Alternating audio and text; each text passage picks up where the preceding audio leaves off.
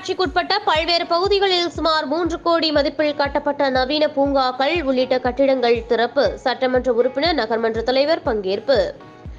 வேலூர் மாவட்டம் குடியாத்தம் நகராட்சிக்குட்பட்ட பல்வேறு வார்டுகளில் சுமார் 3 கோடி மதிப்பிலான பூங்காக்கள், நவீன தகன மேடை, சலவை தொழிலாளர்களுக்கான இடம் உள்ளிட்டவை திறப்பு நிகழ்ச்சி நடைபெற்றது. முன்னதாக குச்சனூர்பேட்டை, வைத்தீஸ்வரன் நகர், சுண்ணாம்புப்பேட்டை உள்ளிட்ட பகுதிகளில் பொதுமக்களின் பயன்பாட்டிற்கு 4 பூங்காக்கள், நடைபயிற்சி மற்றும் சிறார்களின் பொழுதுபோக்கை போக்கும் வகையில் விளையாட்டுப் பொருட்கள் கொண்ட பூங்காவினை சட்டமன்ற உறுப்பினர் அமலு விஜயன், நகர்மன்ற தலைவர் சவுந்தரராஜன் ஆகியோர் கலந்து கொண்டு ரிப்பன் வெட்டி பொதுமக்களின் பயன்பாட்டிற்காக திறந்து வைத்தனர். பின்னர் பொதுமக்கள் சட்டமன்ற உறுப்பினர், நகர்மன்ற தலைவருக்கு நன்றி தெரிவித்து சால்வை அணிவித்தனர். இதில் நகராட்சி ஆணையாளர் மங்கேற்கரசன், நகர்மன்ற உறுப்பினர்கள் ஆட்டோ மோகன், புவியரசி, விஜயன், கோவிந்தராஜன், மனோஜ், அசினா கபீர், ஜாவித், நவீன்குமார், சுமதி மகாலிங்கம், அரசு உள்ளிட்ட பலர் கலந்து கொண்டனர்.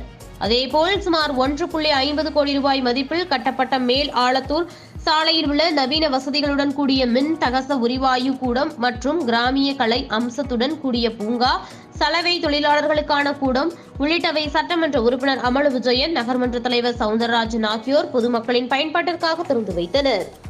குடியாத்தம் செய்தியாளர் எம். முன்னா.